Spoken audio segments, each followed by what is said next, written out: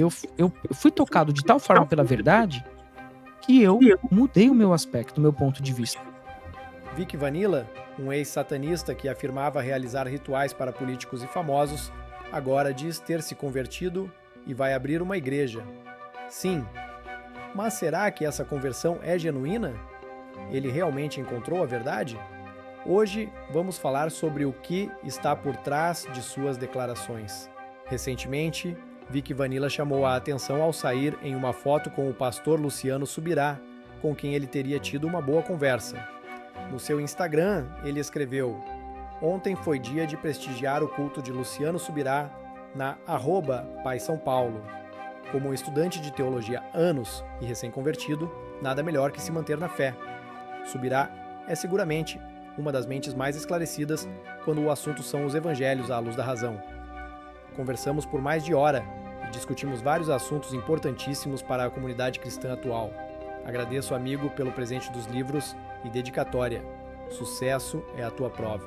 Há um tempo atrás, Vic levou a um estranhamento do público ao se desligar do satanismo, a qual ganhou grande fama e, segundo ele, dinheiro para se tornar cristão.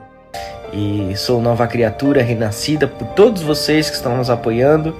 E mais recentemente ganhou notoriedade por sua proximidade com o também ex-satanista e líder espiritual cristão Daniel Mastral, cuja vida teve um fim trágico. Mas agora o que vem chamando mais atenção é o fato de que ele disse que irá abrir uma igreja. Falsas. Todos os canais serão devidamente processados e com a verba desses processos nós levantaremos e construiremos a igreja que vocês tanto me pedem. Com isso, muitos levantaram questionamentos quanto à veracidade de sua conversão. Em qual igreja ele está congregando e nutrindo sua espiritualidade? Tem algum líder cristão guiando seus passos desde e na sua conversão e após ela? Segundo Vic Vanilla, sua conversão se deu através de pesquisas e estudos teológicos. Veja o que ele diz. Você, que era uma pessoa que sempre falava, Cristo não histórico não existiu, Cristo não existiu. Aí de uma hora para outra você vira cristão. Impacta, né? Impacta. Ainda mais que você não é só uma pessoa que é pública. Você tem seguidores que acreditam na tua fé. Sim. Seguem a tua fé. Sim, de repente sim. a tua fé muda, como é que é isso? Então, o fato das pessoas me seguirem deve ser por uma identificação delas comigo, não minha com o público. Eu não tenho necessidade de identificação com o que as pessoas acreditam na sua maioria ou não. Porque senão não seria uma questão de espiritualidade. Espiritualidade é interna. Seria uma coisa de eu ter que provar algo pra alguém, de eu ter que formular minhas crenças de acordo com o que a mente pública acredita, porque de alguma forma são meus seguidores. Eu não tenho... Jesus não ficou preso nisso quando ele falou o que ele falou. Eu não sou obrigado a elaborar uma justificativa porque as pessoas anseiam ou porque elas querem. Quem estiver me seguindo e estiver atento ao meu conteúdo e quiser continuar comigo, vai continuar. Quem não quiser, vai procurar algo que se identifique. Então, Vic Vanilla responde aos que supõem que ele estaria fazendo uma jogada de marketing para ganhar dinheiro no cristianismo, devido a uma fala sua do passado.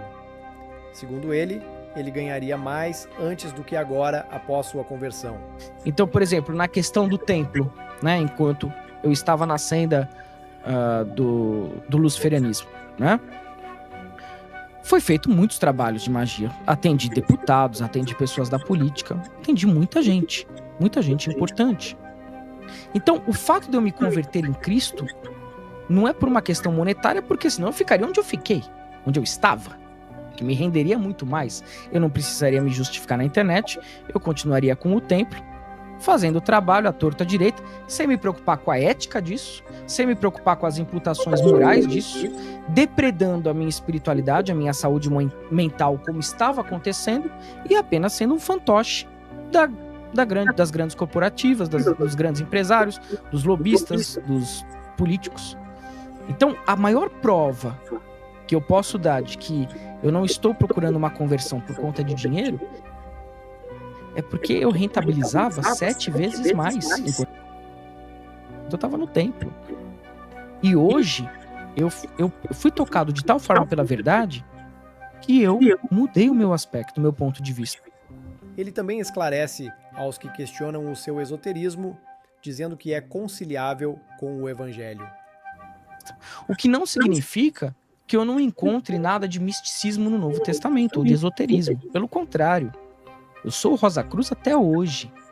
Então, tem muita coisa no Novo Testamento, a começar pelos 3 reis magos, que simbolizam as 3 fases da alquimia, a começar pelo corpus hermético, a começar pelo hermetismo, que envolvia a região da Alexandria, quando as primeiras comunidades estavam ali desenvolvendo os pergaminhos do Novo Testamento. Tem muito de misticismo, de cabalá, de esoterismo dentro do cristianismo, que eu não vou nunca virar as costas. O ex-satanista esclarece a história confusa de sua conversão, que passou do judaísmo para o cristianismo.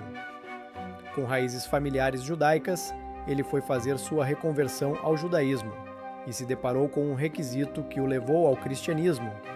Esse requisito era negar a Cristo. Isso, que era luciferiano. O pessoal confunde, põe tudo no mesmo pacote. Mas você era o quê? Antes, porque o pessoal fala assim, Vicky, mas e o judaísmo? O judaísmo, vou explicar agora pra galera que tá me assistindo. Do que você era? Não, eu vou explicar agora. Nem satanismo, nem... Vou explicar agora. O judaísmo, você não escolhe. Se você nasce por uma descendência materna, você é judeu. É isso que as pessoas não entendem. É isso que é a profundidade dessa live. As pessoas não entendem. Hoje a gente tem um analfabetismo funcional no país que cresce. As pessoas estão cada vez menos literárias e cada vez mais envolvidas em comportamento de rebanho. Então o judaísmo, você não escolhe. Você tem uma conversão ao judaísmo, que eu já vou falar já, mas se você nasceu de mãe judia, você é judeu. Tanto é que existem judeus espíritas, existem judeus ateus, existem judeus de diversas religiosidades. Em Israel você tem uma porcentagem altíssima de ateus, e são encarados pelo governo israelense como judeus, porque nasceram de mãe judaica. Jesus até fala sobre isso no Novo Testamento, da sinagoga de Satanás, que ele fala, vocês não são judeus. Porque para ele, judeu seria um comportamento ético que falta em muitos judeus hoje em dia. Então, por exemplo, se você pegar quem criou a bomba atômica, Oppenheimer, judeu de origem askenazi. Se você pegar a escola de Frankfurt, que falava contra Deus, preste atenção, você que está me assistindo agora, escola de Frankfurt, 1917, Theodor Adorno, Marcuse, Herbert Marcuse, Horkheimer. Marcuse, por exemplo, ele falava sobre a libertação do Eros, de todo mundo transar com todo mundo, para que a nossa sociedade é histérica. Então, segundo ele, as análises freudianas dele era a falta de transa, a falta de sexo. Em que ano isso? Isso em 1917, escola de Frankfurt. Recente. Entendeu? E era judeu. Então, judeu todo mundo é. Nasceu de mãe judia, é judeu. Se você pegar hoje na população brasileira, que inclusive tem descendência portuguesa, tem os sefarditas, tem os espanhóis, muita gente consegue reconhecimento judaico porque nasceu de mãe judia. Ou a mãe nasceu de vó judia, ou a avó nasceu de bisavó judia. Então, assim, a minha avó é de origem lituana e a mãe dela judia. Nasceu na região da Lituânia. Não tem o que eu fazer, não é uma coisa que eu escolho. É uma linhagem hereditária materna. Minha avó era Lídia Repschwirtz, que é da região da Lituânia. O meu pai também tem gene judaico, mas para Israel nem conta o lado paterno. Mas o meu pai tem gene judaico, inclusive que se remonta à região do Levante. Eu trouxe os documentos, postei no meu story, que vem de 3.000 anos atrás, porque o cromossomo XY do homem ele varia pouco. Varia muito pouco. Então dá pra você procurar as raízes ancestrais da tua família tranquilamente em qualquer laboratório bom de genética. Meu pai era da região do Levante, da tribo de Arão, que eram sacerdotes coanim. Inclusive, olha a ironia, eu sempre fui sacerdote, né? Sempre ocupei essa posição. Então, tanto por mãe como parte de pai, eu era. Eu sou, né? Eu não consigo mudar meu sangue. E o que eu estava fazendo? Agora que o pessoal vai entender o porquê do cristianismo. Preste atenção agora, você que tá me assistindo. Chegou um momento que eu estava... Porque assim, para você evitar dissabores em Israel, você faz a conversão. Então você já é judeu, tá? Você tem direito de morar em Israel, você tem direito de ter a nomenclatura de judeu. Mas, por uma questão de facilitar o processo, você faz como se fosse uma reconversão ao judaísmo. Você resgata os valores do judaísmo. Existe um curso preparatório que alguns rabinos dão aqui no Brasil. Eu caí na cilada, inclusive, de cair com um rabino que não é rabino. Eu fui descobrir depois. Tem muitos. Mas aí que tá. O cara tá lá ensinando e tal, tem as aulas. Pedro, juro por Deus que a Hashem me leve agora, que Elohim me leve agora se eu estiver mentindo. Chega uma hora, na conversão do judaísmo, que eles te fazem negar Jesus Cristo. Negar mesmo, você não pode. Lá em Israel existe uma coisa chamada Baidim, que é o tribunal judaico. São 3 judeus. 3 judeus ortodoxos. Você só é reconhecido pelo Rabinato de Israel ortodoxo se você falar, eu não creio em Cristo. Aí que me girou a pulga atrás da orelha. Eu falei, por que eu tenho que negar Cristo? Casos em que a pessoa se converte independentemente, sem um evangelista auxiliando, são raros, mas acontece. Um caso notório desse tipo de conversão é o da influenciadora e ex-atriz Karina Bach. Segundo Karina, alguns eventos difíceis a levaram a buscar a Deus e, através de uma leitura profunda da Bíblia, ela se converteu. Após isso, Karina buscou ajuda espiritual para guiá-la nessa mudança e novo caminho.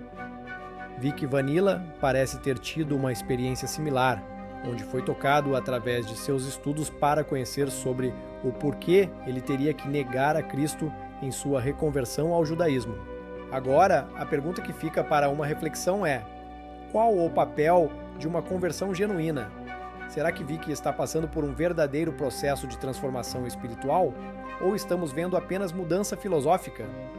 Não somos nós que julgamos a autenticidade de uma conversão, mas os frutos dessa mudança que devem falar por si. Entretanto, o papel do cristão é de orar para que ele encontre respaldo espiritual e para que Deus o guie para a sua transformação profunda através do Espírito Santo e que ele possa seguir firme nesse caminho. O tempo dirá se Vic Vanilla realmente encontrou o caminho da verdade. Comente aqui embaixo o que vocês acham até agora. Até a próxima!